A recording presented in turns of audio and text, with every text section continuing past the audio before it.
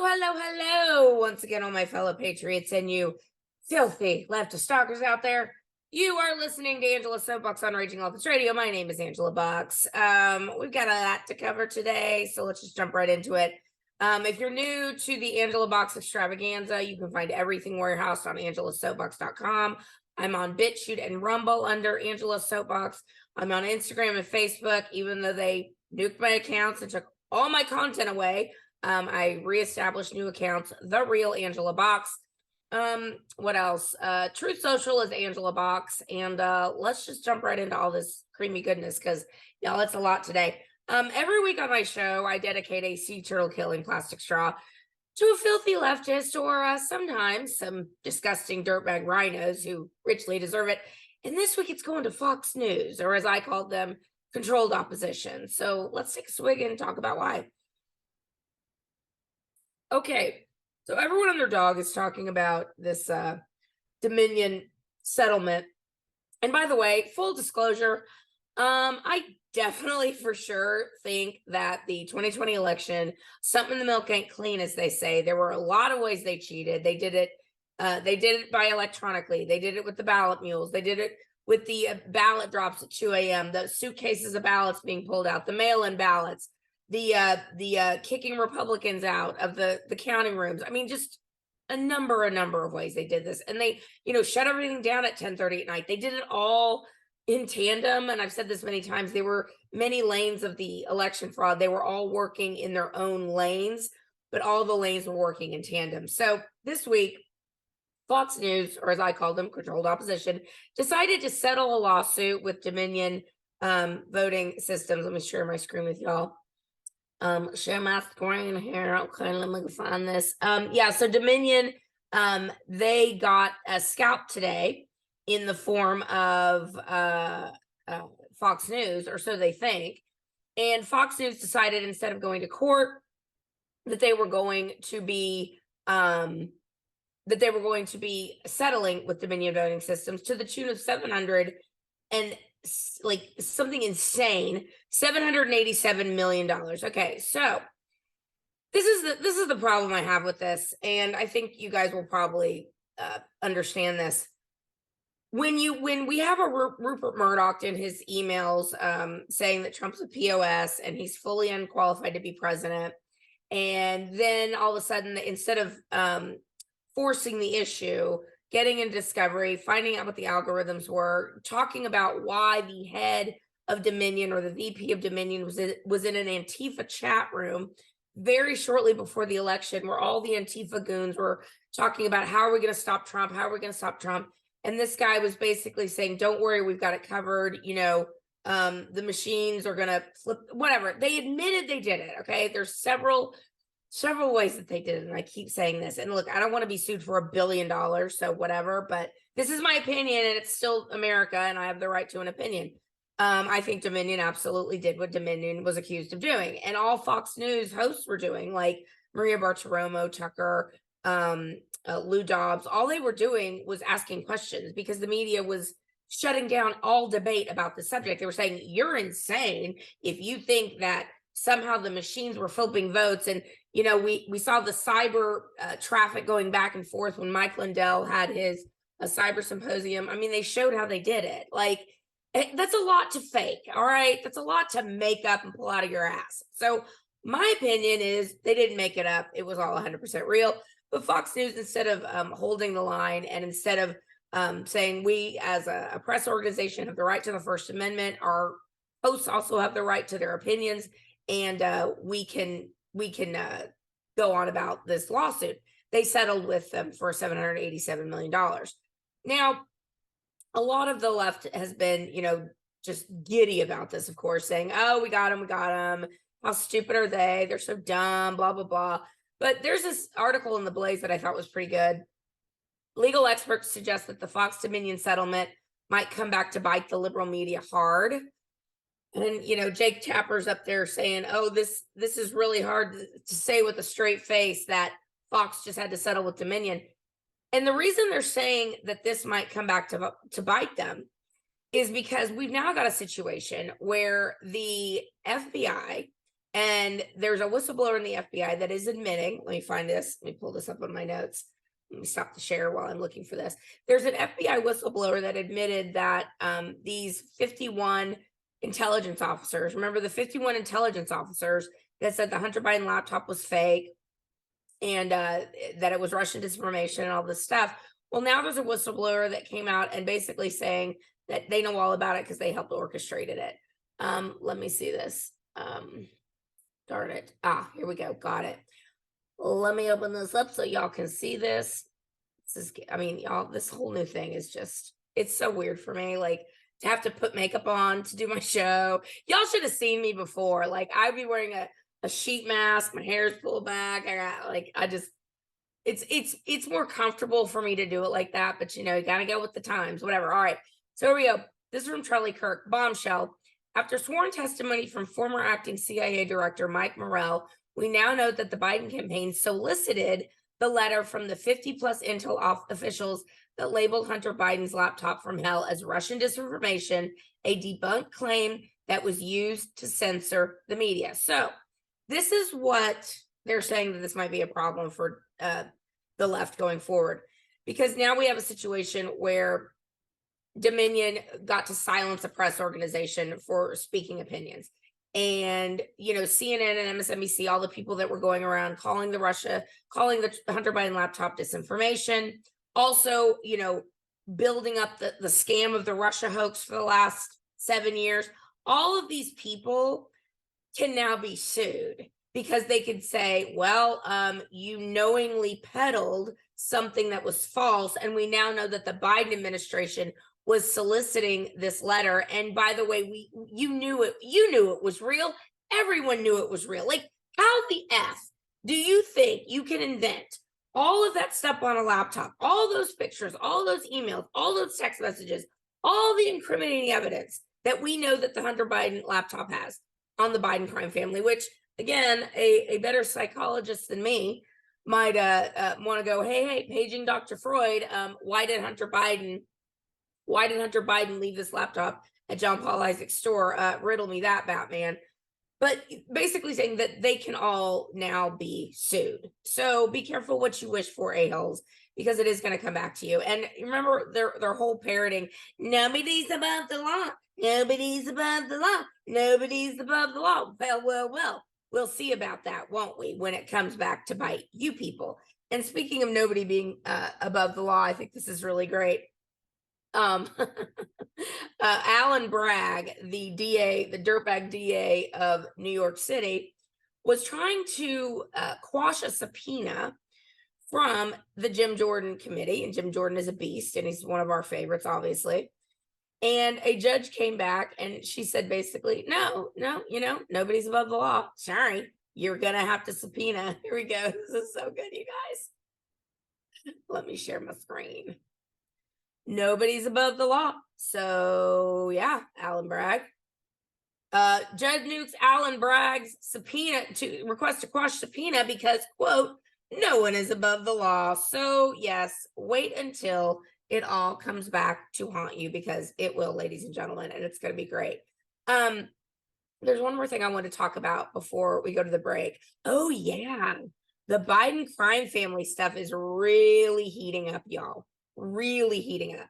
So Marjorie Taylor Greene, who is a beast. Marjorie Taylor Greene is such a beast. She did such an Angela Box thing. I was like, girl, yes, I cannot wait to meet you one day. We are soul sisters. On the floor of the House this week, when they were talking about the crime in New York and how out of control it is, and the Democrats don't care, and they literally did everything possible not to show these hearings on TV. It wasn't even on C-SPAN. Like, they showed it for 5 minutes on Fox, and then, you know, try and find it. Good luck. But this one clip has gone viral because it's old Swallowwell, Eric Swalwell, as I call him, Swallowwell. Anyway, Mr. Fang Lover, Mr. Just dirtbag extraordinaire. He's sitting there, you know, talking about how great Mayorkas is and talking about how this, you know, the crime really isn't that bad. And these Republicans, they're just making it up. And so Marjorie, when it was her time, when the gentle lady from Georgia's time was her time, she said, you know, this is rich coming from the guy who banged a Chinese spy. I'm paraphrasing. And it was just like, mic drop. She literally said it, y'all. She said it. She's a beast. And then they were like, would you like to retract your statement? She was like, nah, I'm good. Anyway, so the Biden crime family, Marjorie had this unbelievable bombshell this week. And they're going into all their taxes, and they're going into all of their banking stuff. And they're basically finding out that a lot of the Biden crime family is just totally corrupt.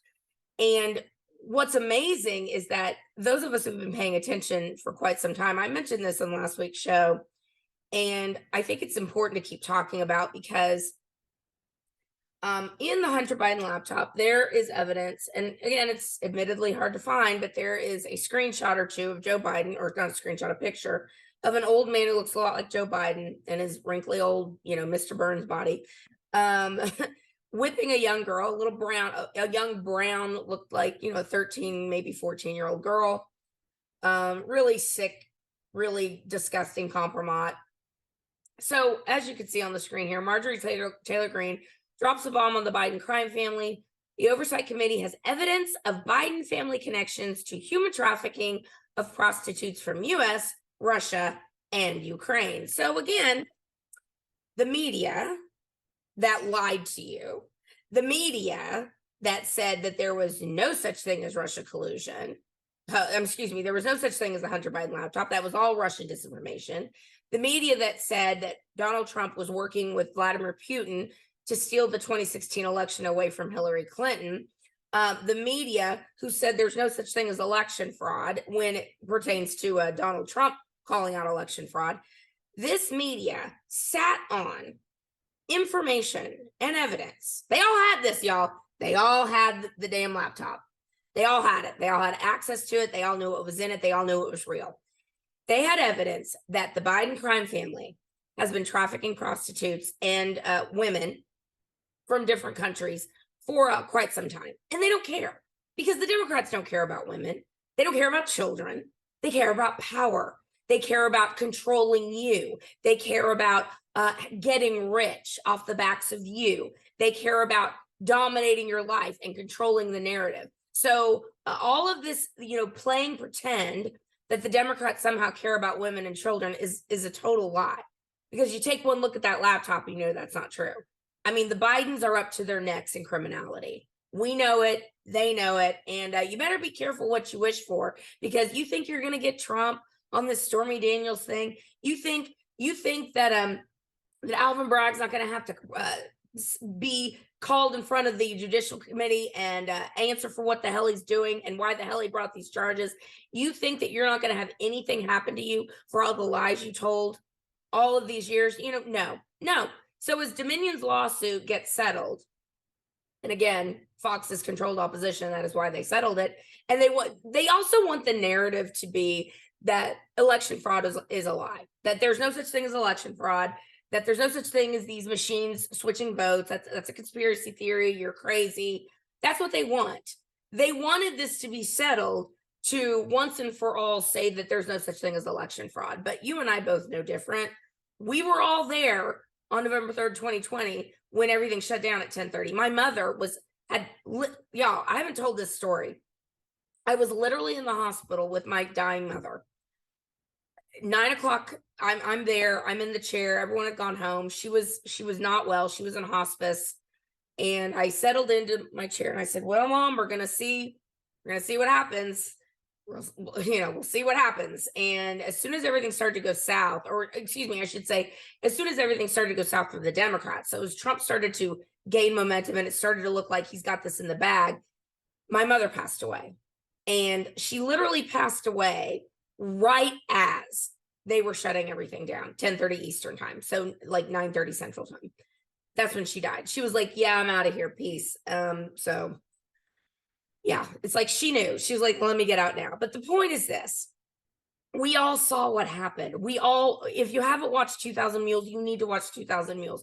We know that election fraud happened. We know why Fox settled this. Fox settled this because they don't want you looking under, don't look behind the curtain as to just how involved the media was, NGOs, different corporations, whatever, were involved with the steal. We're involved with this coup that happened on November 3rd, 2020.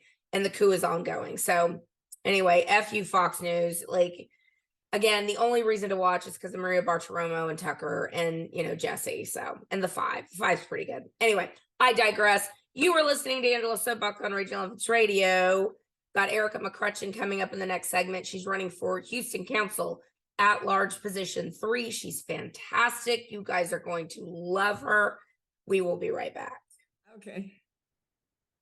All right, welcome back to Angela's Soapbox on Reggie Elephants Radio. I'm absolutely thrilled to have here with me today a candidate for Houston City Council position at large 3, Ericka McCrutcheon. And Ericka, you are one of many on these races that people are really excited about. So welcome to Angela's Soapbox.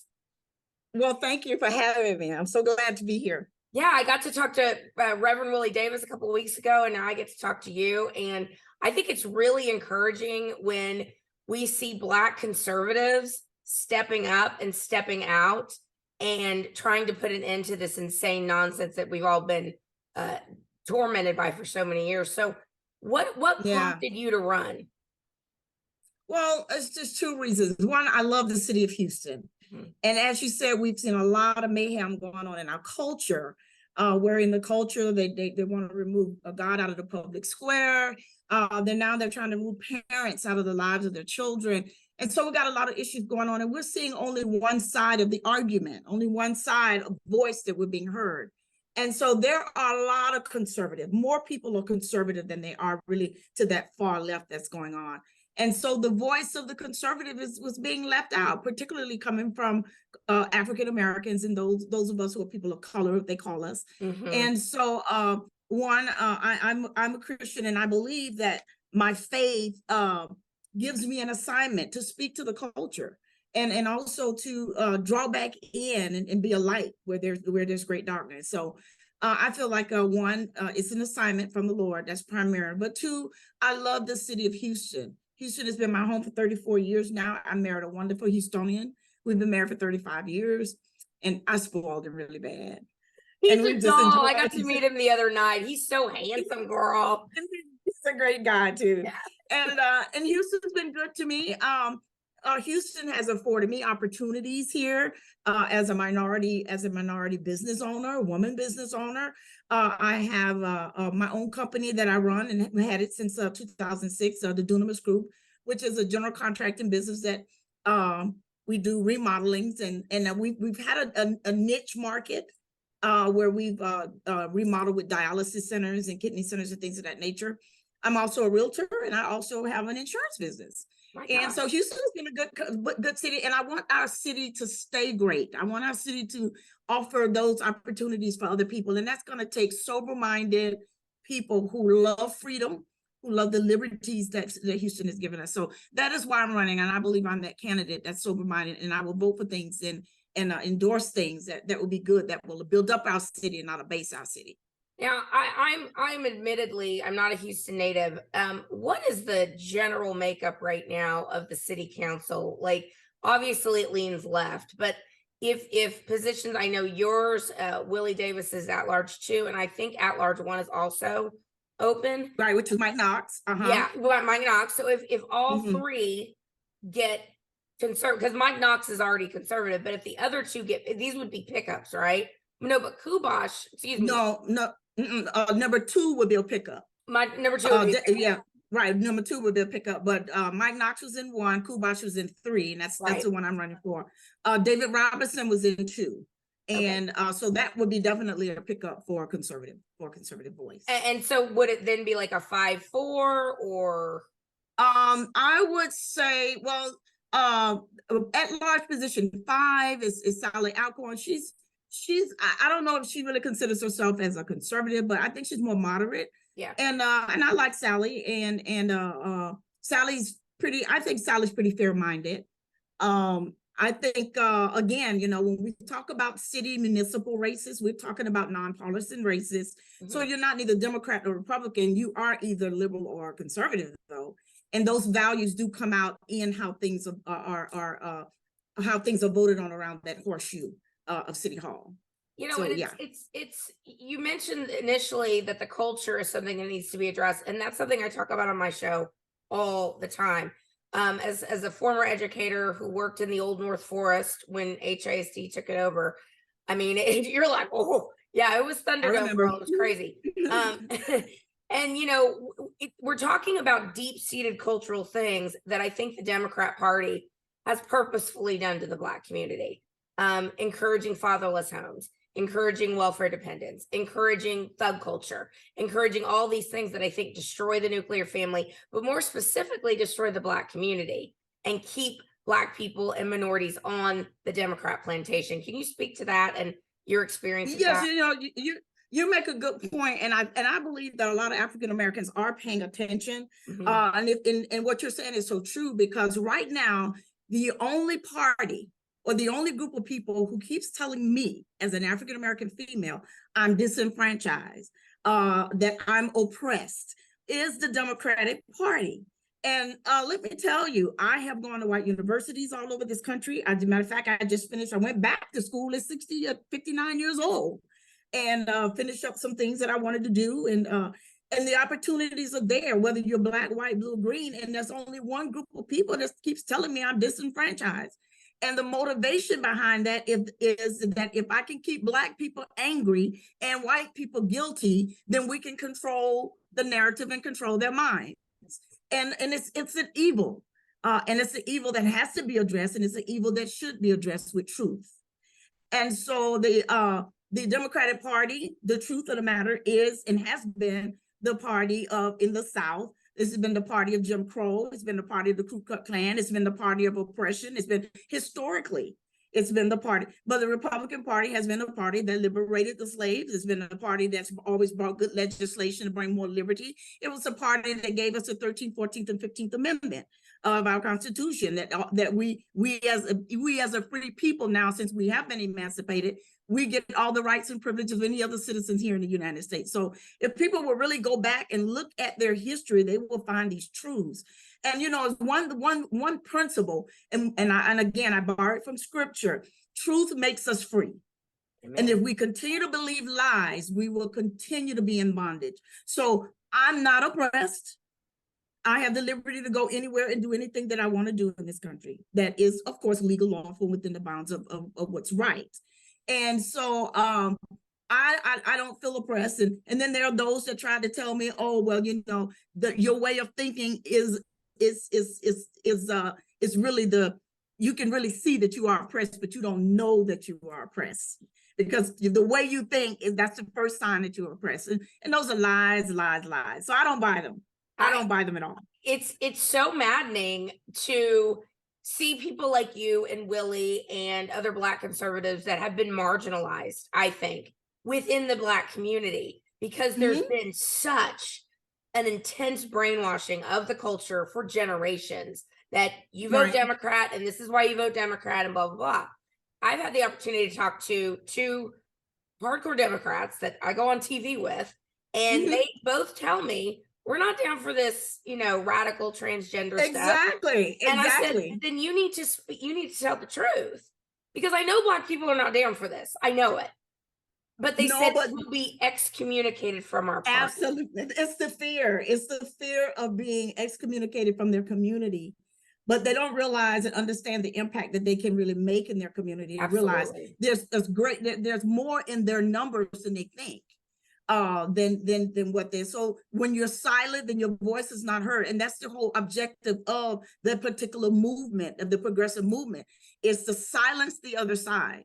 It's just I like reading history. If you study history, you'll see that these same plays were plays that Hitler pulled on the German people, and they're old style techniques that's being used. And the mayhem that we see on our streets, all of it is derived to move people to a specific end goal. Particularly for America, of course, you know, we the people. When we the people start crying out, then they'll say, okay, we're gonna offer ourselves as a solution.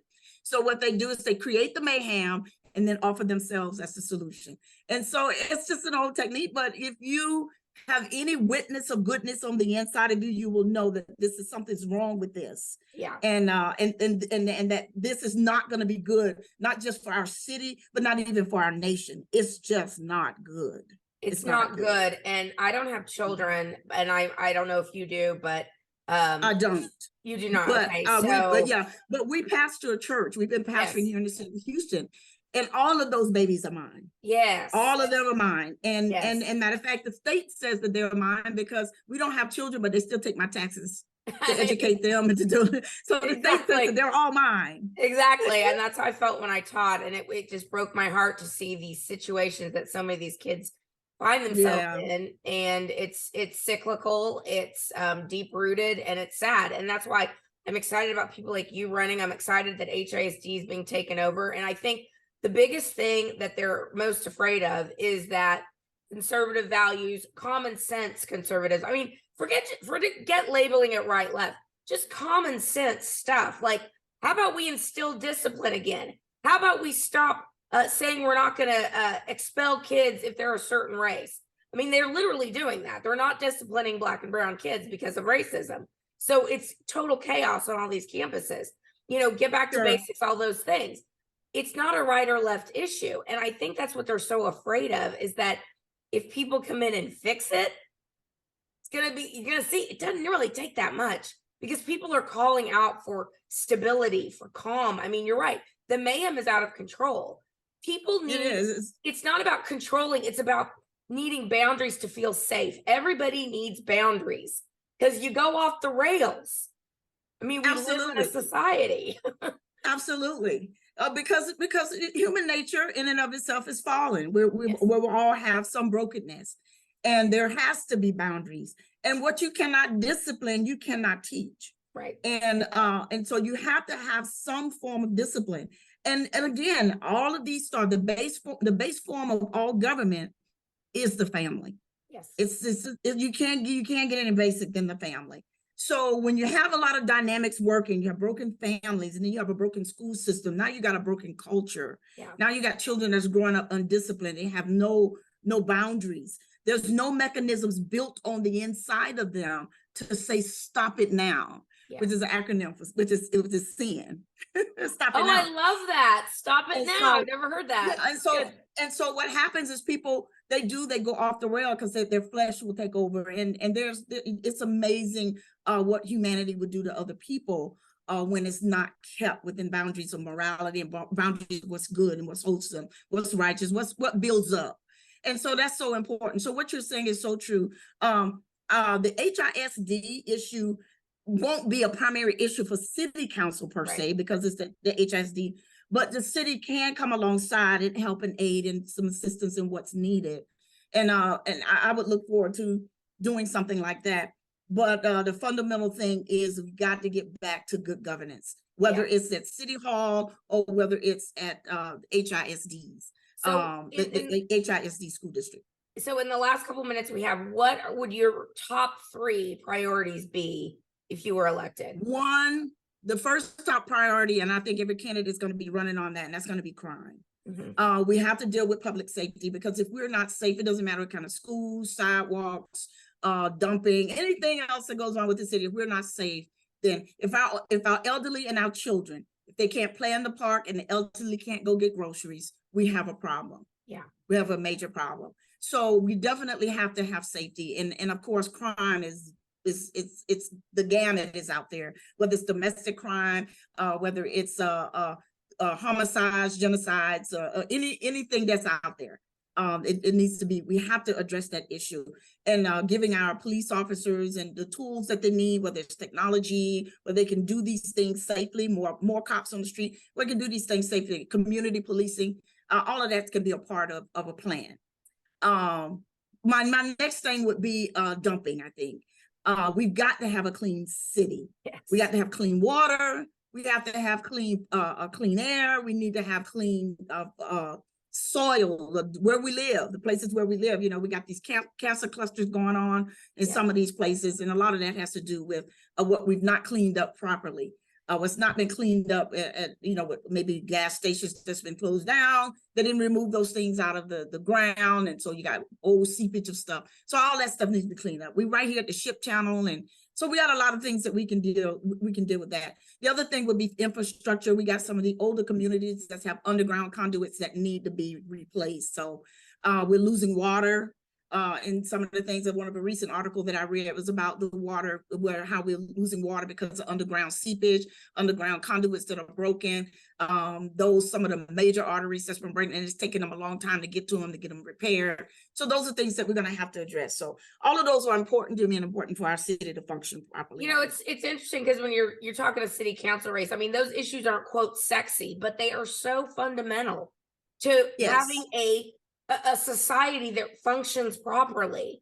And the water stuff that you're just, I'm like, I had no idea about this stuff. So I think your campaign is going to be a neat educational time for people to really start honing in, like, oh, I didn't even think about that. Like, this is a major issue. How can people reach you, help you, donate, volunteer? How can they find you? My primary way would be to go to my website at www.erickaforhouston.com. www.ericka, ERICKA, forhouston.com.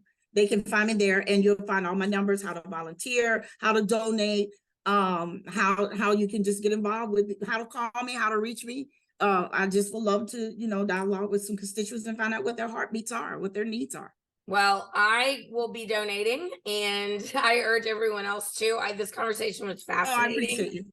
It's fascinating. I think we've got some amazing leaders coming up with you, Willie Davis, Faye Ben Cosme. I mean, we got some good people coming up. I think it's a time for Houston. I think it's really a time for Houston. Yeah. And I don't want to look at Houston in light of other cities. I want to look at Houston in light of Houston. Yeah, especially if y'all are going to have to deal with Sheila. Yeah, it's going to be interesting. No doubt. It's going to be interesting to see what she's going to bring to the table and how she's going to run her campaign. I have a genius idea. If I could just get $2 million, I want to run a billboard campaign that's going to just rip her apart. But we can talk about that some other time off the air. But ladies and gentlemen, please go support this lady. She's absolutely fantastic. Ericka McCrutcheon. Ericka with a C and a K because her mama wanted to make her life hard. ErickaForHouston.com. You are listening to Angela's Soapbox on Raging Elephants Radio, and we'll be right back. Welcome back to Angela's Soapbox on Raging Elephants Radio. I taped this already, and my Zoom went out because I switched over from AT&T and DirecTV, and I quote cut the cord, and I went to this Verizon gateway thing, and it just it goes in and out all the time, drives me nuts. I mean, it's overall pretty good, but it's if you're thinking of cutting the cord, think twice. That's all I will say. Okay, let's discuss what's going on with Ron DeSantis, the best governor in America, and woke Disney. Okay, so this week the shots are continuing to be fired from the beast known as Ron DeSantis to the woke, formerly family-friendly organization known as the Walt Disney Company. They're getting ready to lose their status to being able to basically govern themselves that they've had since 1968. And basically what's going on is the Reedy Creek Act is getting ready to going to expire. The Florida legislature is going to remove Disney's backdoor agreement. So let's see, Ron DeSantis, Florida legislature, working to revoke Disney's backdoor agreements.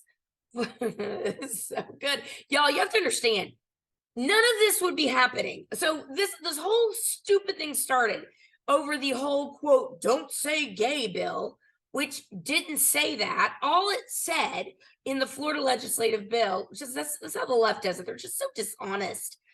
All it was it said that you're not going to teach sexuality to young kids in school. That's it. You're not going to talk about your personal love life. You're not going to talk about your pronouns. You're not going to talk about your LGBTQ status. Okay. Just no. Kids need to be kids. You need to stop grooming them. So instead of the left or Democrats going, we could probably get behind this. We should be talking about overt sexual matters in front of children. I mean, obviously, I think this is something we could all get behind. But no, the left has gone full lunatic, and they lost their minds.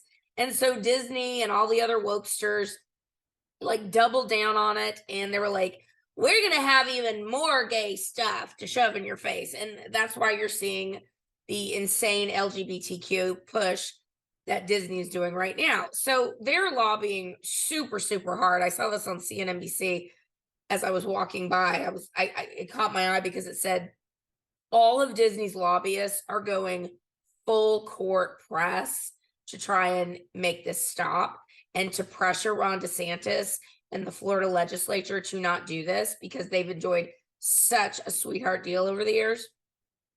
So basically, let's see, DeSantis signed legislation officially ending Disney's self-governing status in February, nearly a year after the battle over the parental rights and education bill, which the woke company vowed to fight against Disney. Disney went full groomer against the bill, which in part prevented classroom discussions on sexual orientation and gender identity for children in kindergarten through the 3rd grade. I mean, guys, think about that for a second. K through 3, 5 to 8-year-olds. This is how sick the left is. They want to groom your child. They want to sexualize your child into learning about rough sex and BDSM and dildos and anal play. And I'm not making this up because this is the kind of stuff they are putting in front of kids now. And all that this bill was doing was saying, let's not push human sexuality in any form in front of little kindergartners through 3rd graders. And for the left, that's like a bridge too far. So yeah, they went full groomer. Let me click on this article because I love it when they link to something else that they're doing. It's so good. I hate when that stuff comes up, like random things like that. I hate that, like stupid ads that you weren't like pop-up ads are so annoying. Okay, so here's how they went full groomer. They vowed to continue fighting Florida's parental rights bill, and of course, if you're looking on the screen here, you can see this LGBTQ, this alphabet person who's better than you, wearing a rainbow mask, carrying one of those dumb flags that now has poop color and light blue and light pink, because you've got to have all the alphabet people need to be represented. And he's saying trans rights are human rights. And it's like, again, nobody cares what a grown adult does. I don't care what a grown adult does. I don't care if you want to call yourself a polka dotted purple hippo. I don't care. It doesn't make it true. And you should not be pushing it onto kids. It's not hard. Okay, so in a statement, this is what Disney was doing before. Disney said, quote, "Our goal as a company is for this law to be repealed by the legislature or struck down in the courts." It also claimed that the law jeopardizes the, quote, "rights and safety of its LGBTQ employees," when in fact the law only applies to classroom settings for kids in kindergarten through 3rd grade. So this is what the left does. They invent crap, they make it out to be something that it's not, and then they call to arms their lunatics who then go shoot up schools in Nashville. That's right, I said it. And speaking of the Nashville shooter, the FBI and the government is sitting on Audrey Hale's manifesto because they said it would be, quote, "detrimental to the transgender community," or excuse me, not detrimental. I believe the exact word was devastating. Let me find that real quick. So yeah, they will not release the manifesto that Audrey Hale put out. It's a 19-page manifesto. And what's amazing to me is that, you know, every other time that you see the left, you know, wanting to see someone's manifesto, like if it's some MAGA guy, they would be wanting to see that manifesto, toot sweet, but they have no interest whatsoever in finding out why Audrey Hale would do what she did. Let me see if I can search this because I saw it earlier and I thought I put it in my notes and it ain't there. But basically, you know, I don't need to search it. They said it was basically going to be devastating for the transgender community. And why would it be devastating for the transgender community? I'll tell you why, because it's going to prove that Audrey Hale was radicalized.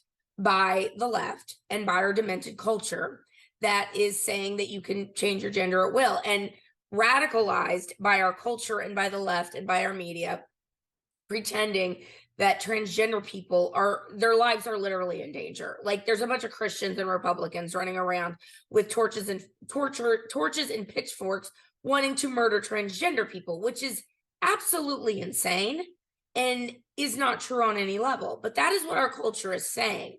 And it goes, I want to link this back to what I talked about in the first segment. The Dominion case, how they're, so happy that Fox had to settle with Dominion and everything like that. Well, I've got news for these media outlets. We're going to start seeing families of people murdered by Audrey Hale, or if this happens again, which it will happen again, we're going to have another Nashville. We almost had one in Colorado Springs 2 weeks ago. These transgender people are not mentally stable, and most of them are not true transgenders in the first place. They're just mentally unstable, and they've been brainwashed and propagandized by our culture and our media into thinking you can choose your own gender. And again, they're being propagandized saying that all Republicans are trying to kill them.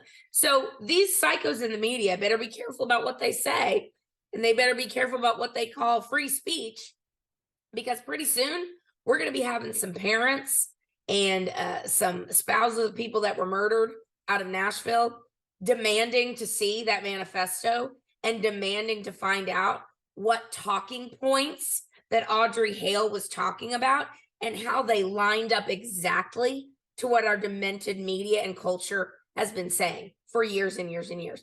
Basically, ever since they got gay marriage, it's all bets are off.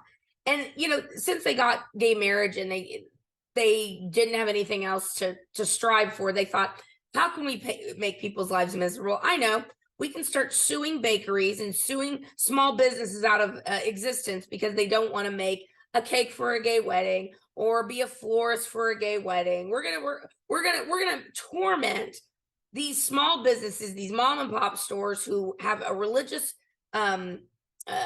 belief that is against what we believe, and we're going to bend them to our will, and we're going to force them, and we're going to bankrupt them in the courts, and we're going to make them do what we say.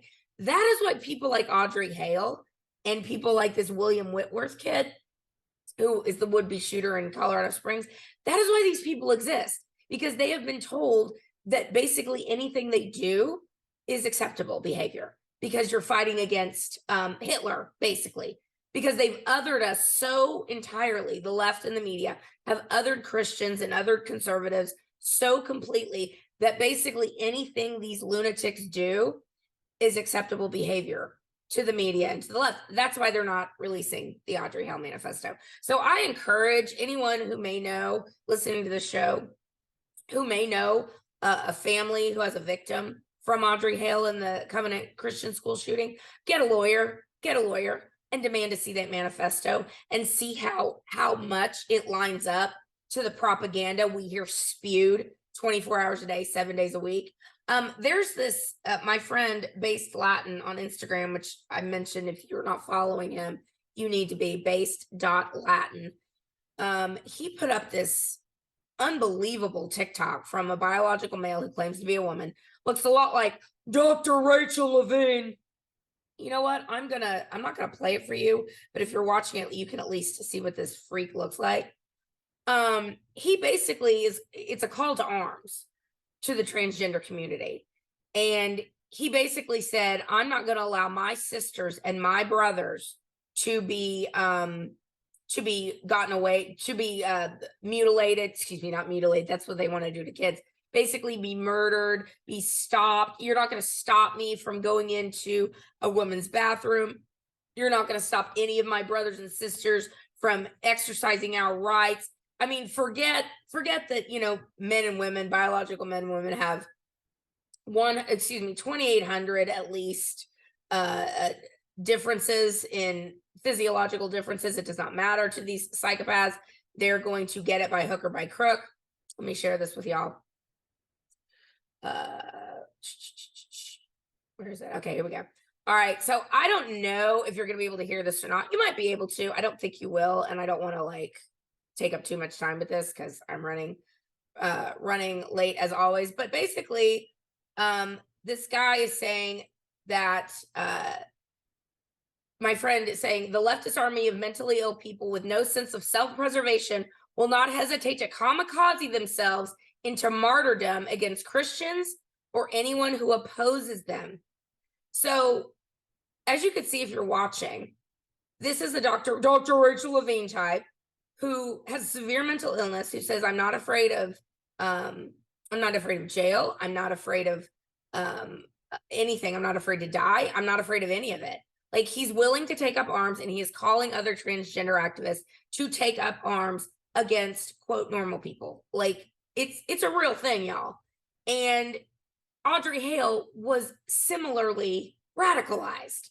So that is why, ladies and gentlemen, they will not release the manifesto. But again, if you are a victim of Audrey Hale, you need to demand that you see that manifesto. It needs to be seen by everybody, because we need to come to grips with the fact that we are now telling people with severe mental illness that whatever they do is okay. It's like, it's akin to telling an alcoholic or a drug addict. Well, I mean, that's what they do with drug addicts and alcoholics, I guess. It's like, it's a life choice. It's how you're made. It's how God made you. I mean, it's not destructive behavior that you're choosing to do on yourself. No. It's how God made you. Instead of getting these people treatment or like saying, if you have cancer, it's like, well, I guess this is how God made you. I mean, you don't want to get treatment for that, do you? It's truly sick. It's truly delusional. And it's just going to get worse. So yeah, demand that manifesto. All right, guys, we've got a quick shoehorning segment coming up. You are listening to Angela's Soapbox on Raging Elephants Radio. I'll be right back. Welcome back to Angela's Soapbox on Raging Elephants Radio. It is the shoehorning segment. And as you can tell, if you're watching, I just did my setup for my videos because I'm actually filming this twice, because I was like, you know what? I didn't love the shoehorning segment. So I was like, let's just tape it again. That's the beauty of being able to do it over again. But I won't be able to do that for much longer, ladies and gentlemen, because I'm working on, as I mentioned in last week's show or a show before, I'm going to be doing a new show on the Salem Network station here in Houston, Saturdays. And then I'm also going to be doing a show out of DC that streams worldwide. And that's going to start in May. So both of them are going to be starting in May. If you're interested in helping sponsoring this, because listen, I'm going to make their lives a living hell. Like, I cannot stand these leftists, and I get pleasure out of causing them pain. So if you want to help me break out and break through to make people's lives a living hell, please reach out to me at Angela's Soapbox and the number 1 at Gmail.